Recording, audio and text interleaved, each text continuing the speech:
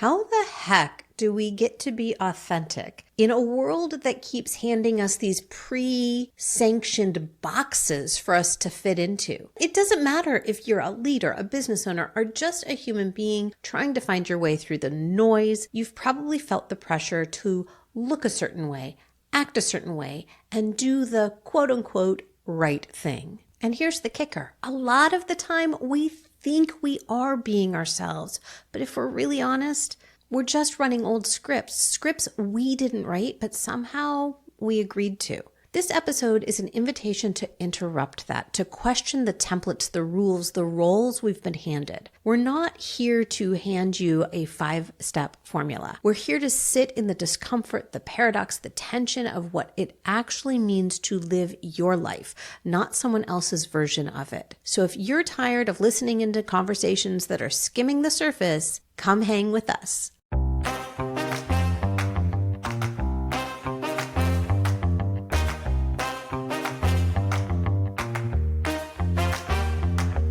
Hi there. Welcome to the Empowered and Embodied Show. I'm Kim Romain. And I'm Louise Neil. We're two transformational coaches who are also fellow travelers on the path of growth and self-discovery. And we're inviting you along for the ride. That's right. We're right here in the trenches with you, navigating the ups and downs of life. And each week we'll be sharing our own experiences, bringing you conversations with amazing guests, and exploring insights and strategies that have helped us find more clarity, confidence, and ease in our lives. And trust us, we do not have it all figured out. We're learning and growing right alongside you. So if you're ready to rise above the chaos, doubt, and confusion that sometimes life throws our way and step into a more empowered and embodied version of yourself, then you're in the right place. Let's get started.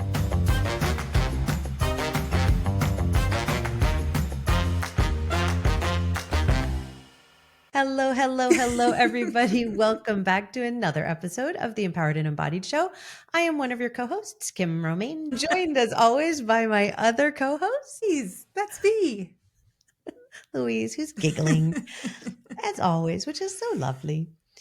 Louise, we were just starting to dive deep into a really robust conversation about, we're just going to dive back into this. No chitter chatter today.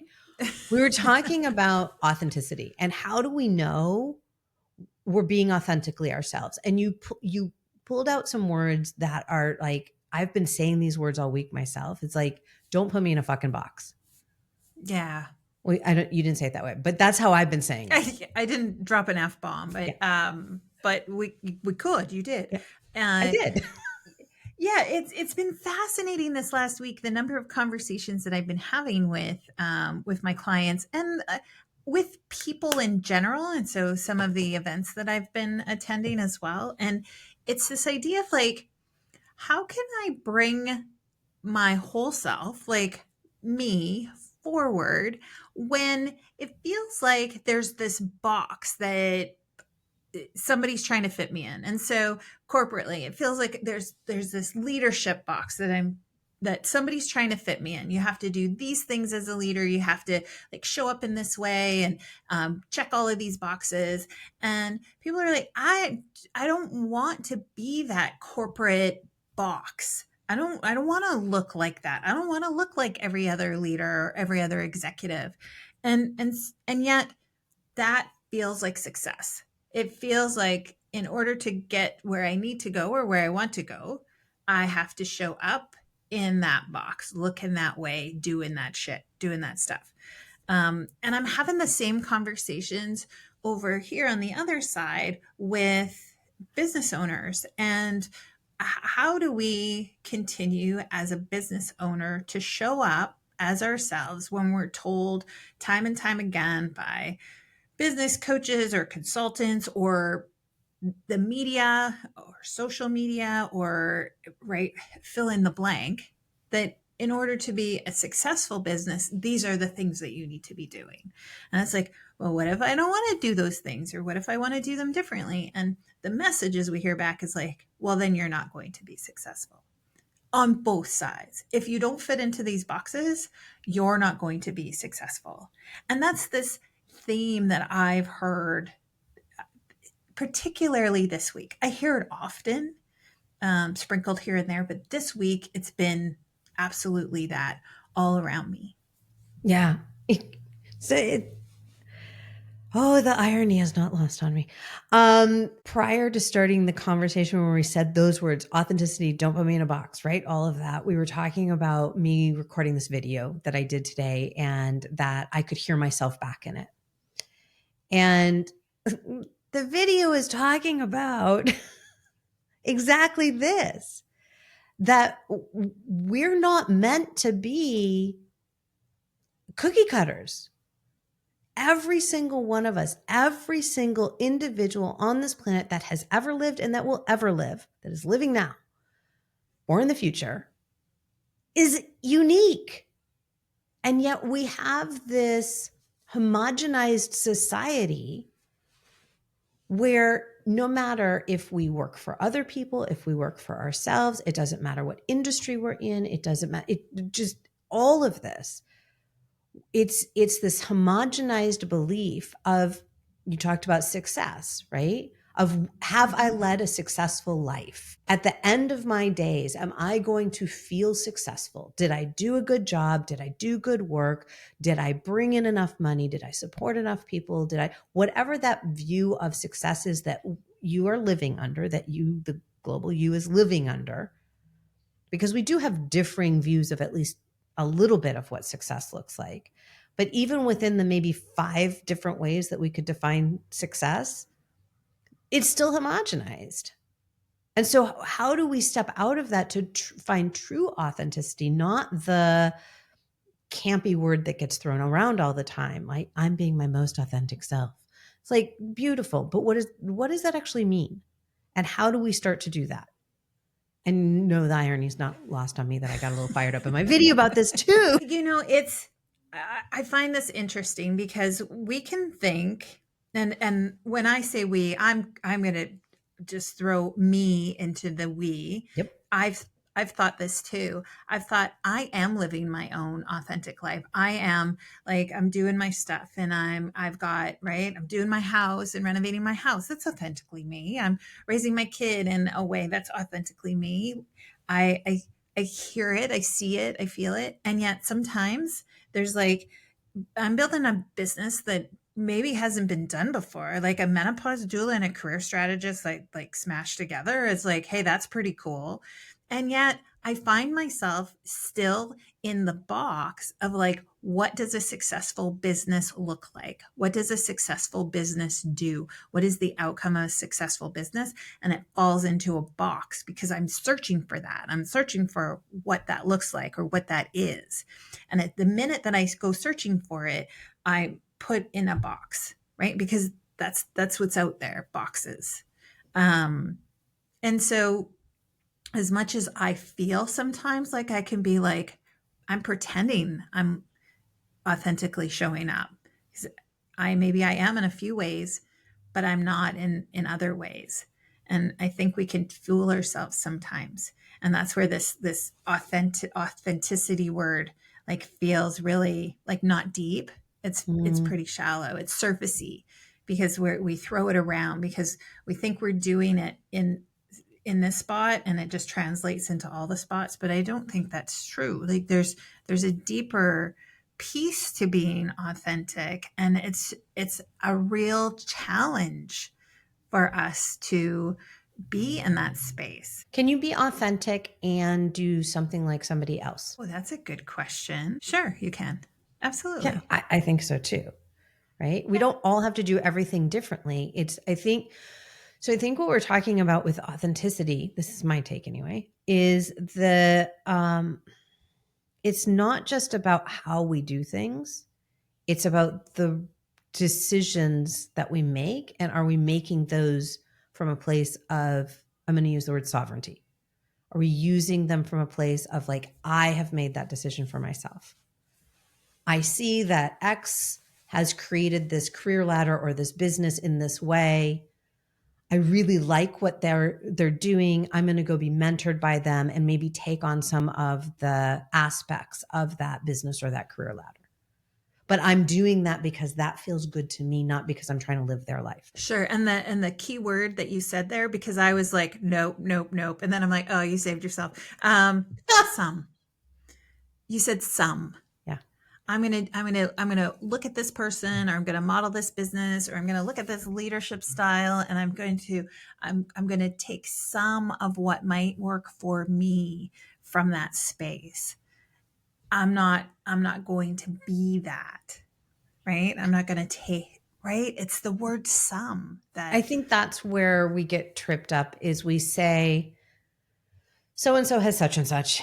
And if I want to emulate that, I need to go take the same steps that they took. Where we mess up is that they have an entire lifetime of experience that are separate and different than yours, and they are a completely separate and different individual than yours. So, as an individual with my own experience up to this point, even if I follow somebody else's steps exactly, I'm not going to end up in the same place because I am not the same person with the same experiences. What I can do is say, that is something that inspires me.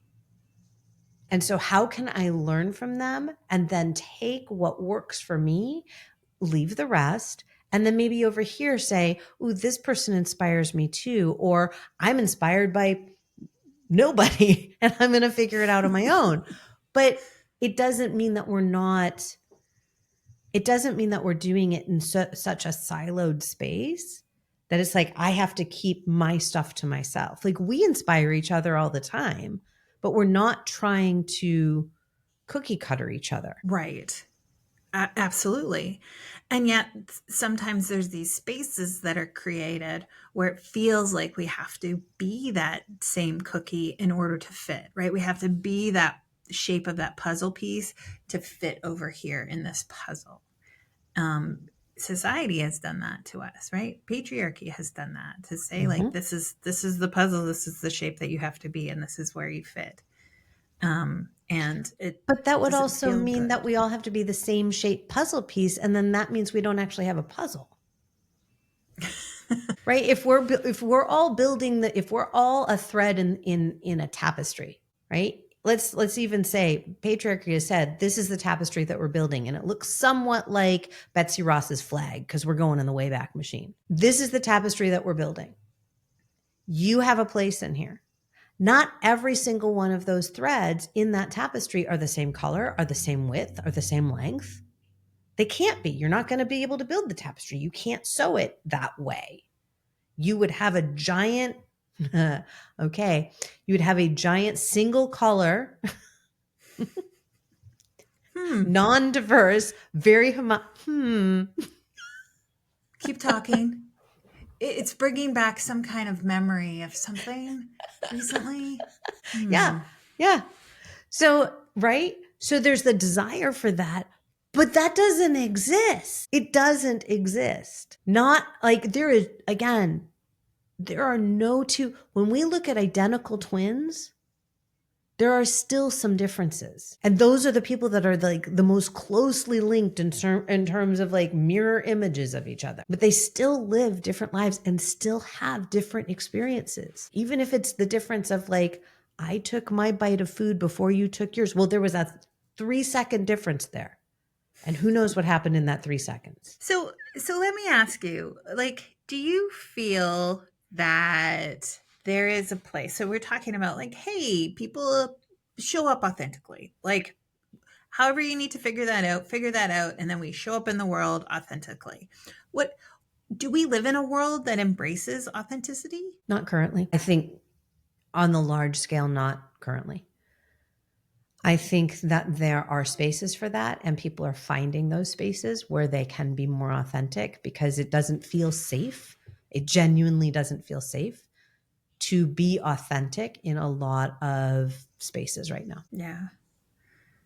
I think we're really and we really suffer from that, right? Like we really like deeply as a culture, as a society, we suffer from having created that cookie cutter right? Society. We all buy Oreos. Nobody, right? We all buy exactly the same thing. Yep. We all look for exactly the same thing. We all look the same, taste the same. Um, yeah. Yeah. I mean, it's a disservice to humanity. We don't, when we are thinking about our lives, what then is the purpose of our lives? And I don't mean to go completely bleak here, but if we're living a fully homogenized life, what is the purpose of our lives? Why are we here? What are we each as an individual here to do if that is the direction we're headed? I mean, I think it's pretty clear that's not the direction that I'm headed, nor are you. And that's why we do the work that we do. Mm-hmm. The more conversations I'm in, the more I recognize how important is the work that we do. Because even if it's just for that moment that we're with the person or the group that we're with, they can see themselves still. Yeah. Or for the first time. Mm-hmm. Yeah. And if we don't keep seeing ourselves, we've all read the books, we've all seen the movies, we know where we end up. And here's the thing about those books and movies. There's always the revolution at the end where the individuals rise up, or the androids or whatever, but we're going to go with humans. We're going with the humans rise up. But like knowing that could be the direction that at least a portion of humanity is heading towards, is this tapestry of a single color, a unified length and width of thread, where nothing is different. What happens to those of us who are not part of that? How do we keep showing up? Mm-hmm.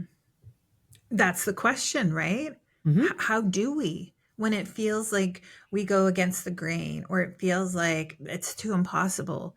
So let's just, instead of fighting the current, let's just go with it. Like, really, at the end of the day, it gets back to purpose. What does it matter, right? Because swimming against the current, sometimes it's tough. It's really tough. It takes extra energy. It takes, right, a fortitude. We got to dig deep sometimes to keep going. Yeah. When it feels like we're swimming against the current. It's so interesting.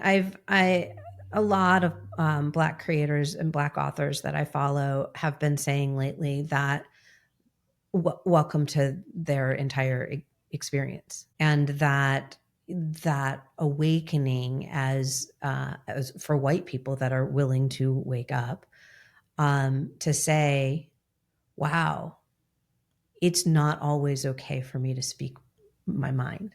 It's not always safe. And yet sometimes I'm still going to do it anyway. It's not safe for me to be authentic. That comes with privilege. And I think it does. Right? I mean, I do feel I'm living on this side of the border. I have fear about going back home because I can't continue to I don't feel like I could be having these conversations as freely if I still lived in the States. I feel like they would be hampered. My authenticity feels like it would be hampered if I weren't living outside of the United States at this point. And we have very close proximity, you and I. Mm-hmm. And Yeah. and that's scary.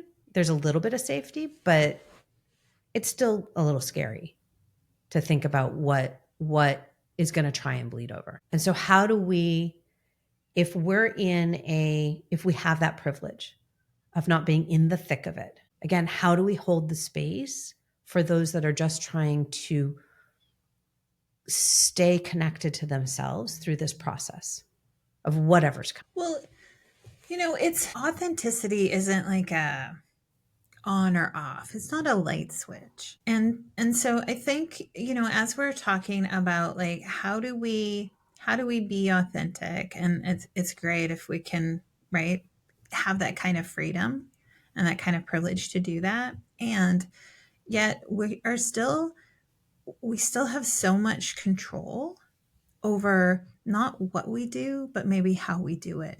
Or, right. And it comes back to I think that essence of, like, coming back to understanding, like, in your deepest part of self, how are you showing up in those spaces? And that's, I think that's the fertilizer for authenticity, is the more we show up in places and spaces in a way that feels aligned with who we are.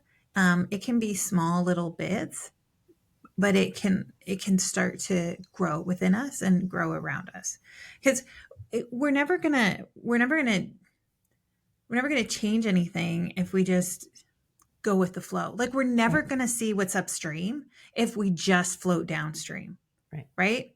We're never going to see what's on the other side of the river if we just let the current take us away. And so, but it's finding these little bits of strength, these little bits that allow us to move forward and continue on. And by modeling that, it's amazing the ripples that we send out.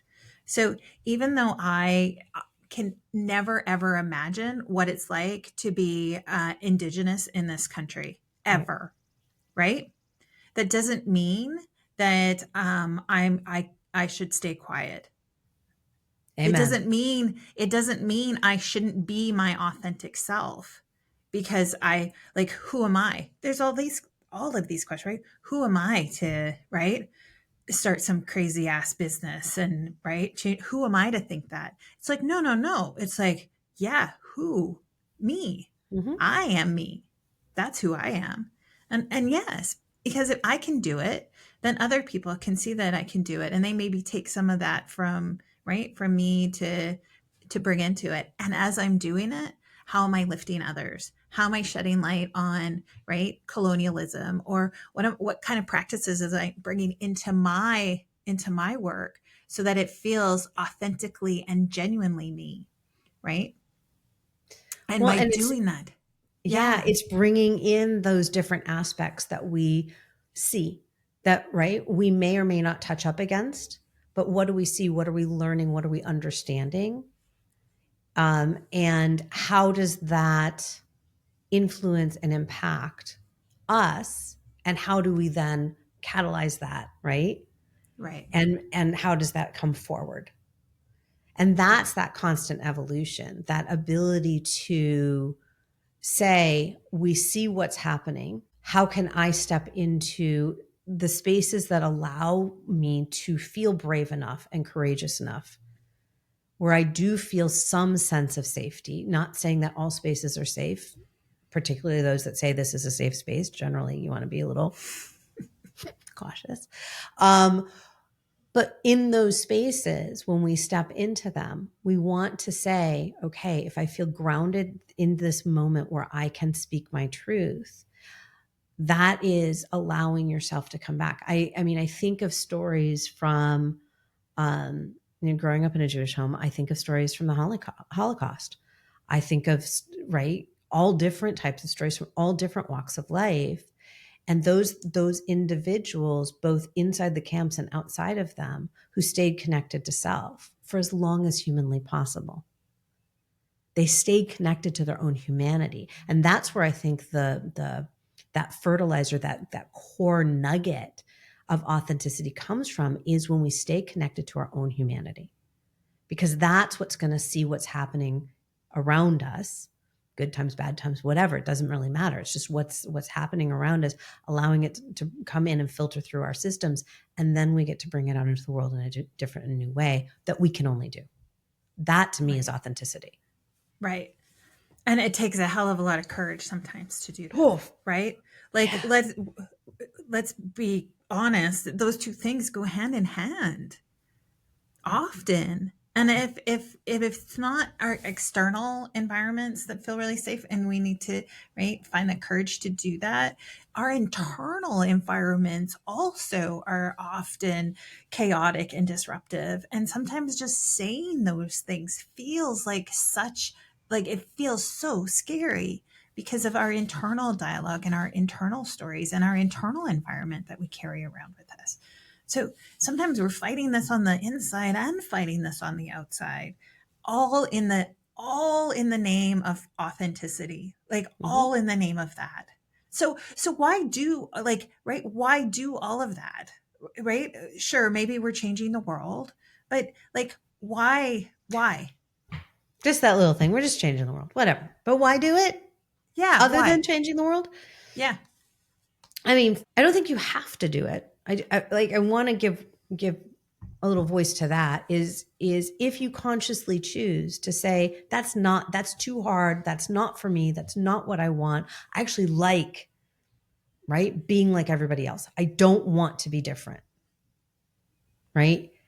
If you have no appetite for desire to see why it is that you want to be that, what's driving that, that's your choice. That's your choice.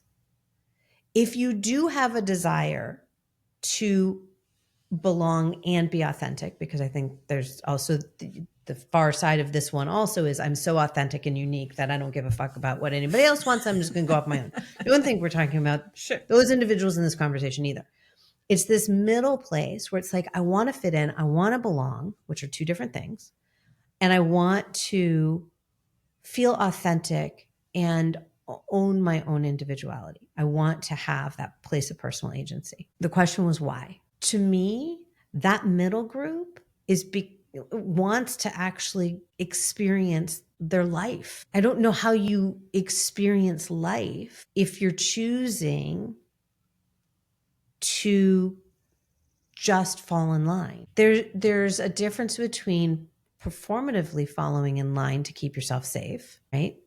I'm going to show up and do the things that need to be done so I can keep myself safe, and then do the things that you need to do to also fulfill your own meaning in life. Those places of that light you up from the inside like nothing else does. To feel all the feelings that we are gifted in being human beings, to have the experiences that we can have as human beings, to love, to be loved, to feel sadness, to feel grief, to feel anger, to feel rage, and all the other feelings in between.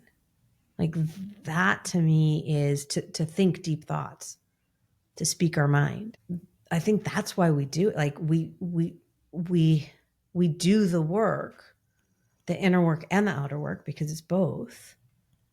Because otherwise we're not really experiencing our own lives. That's how about you? I mean, what do you see? Why do you think we do it? I think it's this desire, like when we can shed all of those other things externally, or shed those beliefs that are imposed upon us. When we come back to ourselves, in order to, and you said it, I think I would just use different words, but in order to be whole and to live a whole and full life, period.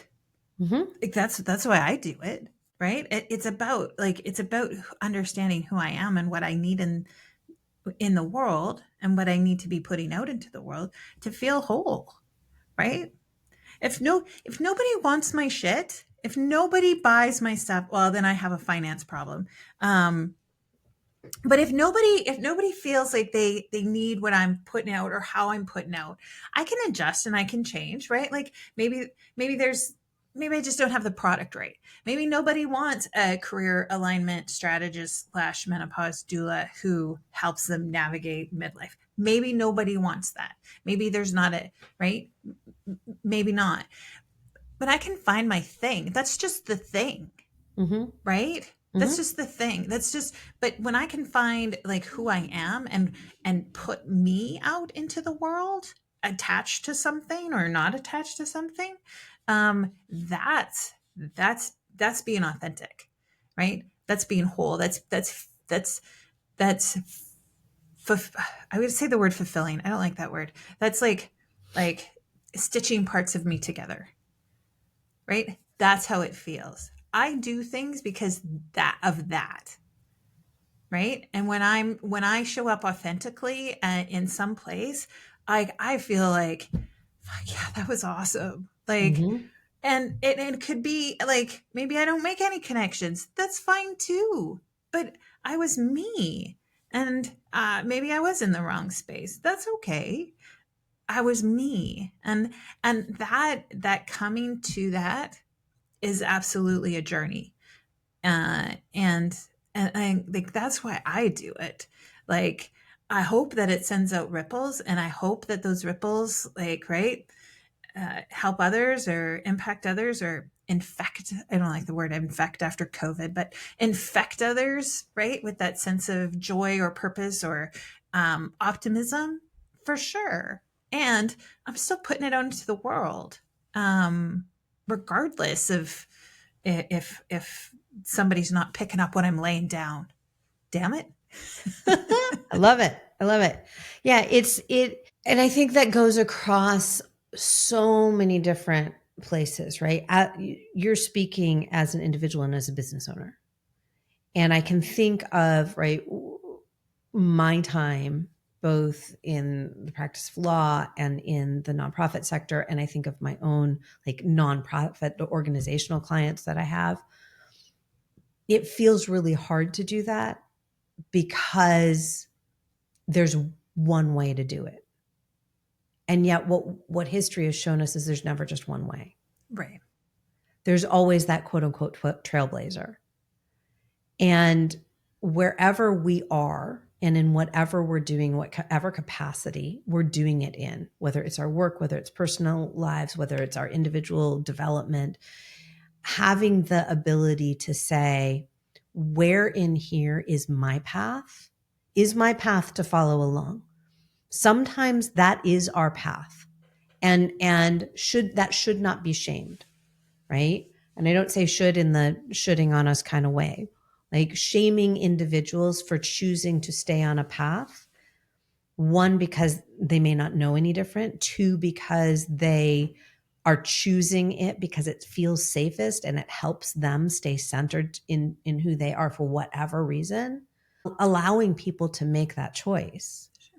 Yeah. Not everybody has to be a trailblazer, but taking that moment and saying, where is my path in here? Am I on my path or am I on somebody else's path? And which one feels most aligned to me in the moment? I think that's where we make the decision to step into authenticity wherever we are. Yeah. What path am I on, and am I choosing to stay on this path? Yeah. Yeah. You're making your own tapestry, right? Mm-hmm. And some threads you have and others you gather along the way. And gathering a thread from someone else doesn't make your tapestry get less unique, right? Yeah. And let's just remember, folks, right? Like, your tapestry doesn't have to look like everyone else's. Like, it's not even going to, no matter how hard you try. It can't.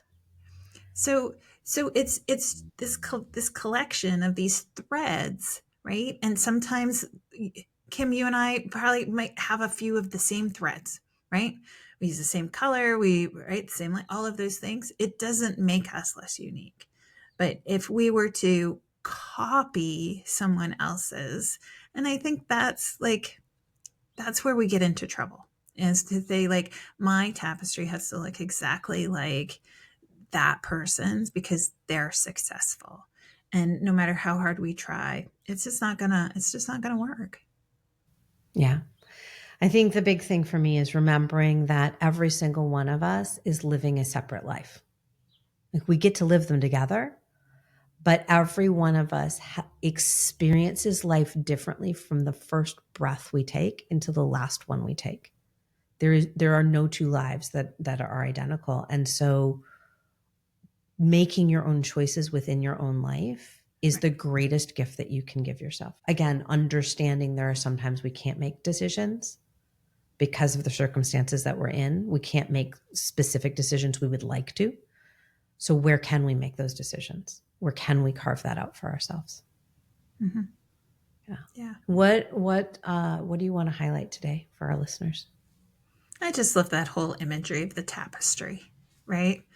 And really, like, you can start on your tapestry without knowing what it's going to look like. You don't have to have a pattern. right? You probably won't, even if you did. It's not going to turn out exactly like it.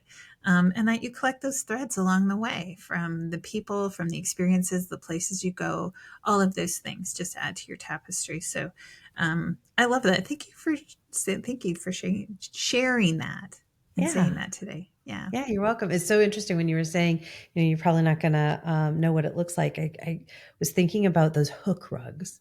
Do you remember hook rugs? I do. So when our daughter was little, I bought her some hook rugs, and it has a pattern on it, and kind of like a light color for you to follow in the different areas. Well, she decided she was going to go like rogue for a little while. I think this was back in the part of her time where she was like, I'm going to test the boundaries. And then she went, I like following rules better. But she was doing that for a while, and it created this really cool abstract design that was not part of what the tapestry was or the rug was supposed to look like. Mm-hmm. But it was still beautiful.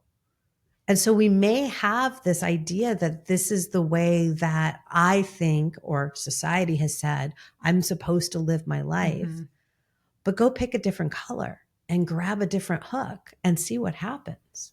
Mm-hmm. Because, right, that's when we start to understand our truest nature is by testing something. It's an experiment. Yeah. Louise, thank you. I know we didn't dive into everything that we have to say about this, but we have more episodes that we can do that in. Absolutely. So make sure that you come back, dear listener. Such a polished ending. Please come back. Thanks. Please come back. And in the meantime, you can follow us on YouTube or wherever you listen to podcasts. And also you can follow me on Substack. And I've got the rag going on there where we talk about the no BS stuff around perimenopause and menopause. So that's what the rag is all about. How about you, Kim? Beautiful. Yep. I'm also over on Substack over at the Alchemy of Ease, where we talk about ways to create ease by utilizing both what the cosmos is giving us, what the 3D world is giving us outside of ourselves, and how we can align that internally to find our way forward with ease, even in the shitstorm of life. All right. Thanks, everyone, for tuning in today. Take care. Bye for now. And that's all for this week's episode of the Empowered and Embodied Show. We hope today's episode has sparked something within you. Remember, we're all on this journey together. If something did resonate with you today, why not share it with a friend who might need to hear it too? You can find us everywhere you listen to podcasts. Don't forget to subscribe so you never miss an episode. And if you're feeling generous, leave a review. Your feedback not only helps others find the show, but also helps us understand what's most valuable to you. Until next time, be kind to yourself, stay curious, and remember, we're walking right alongside you. Thanks for being part of our community.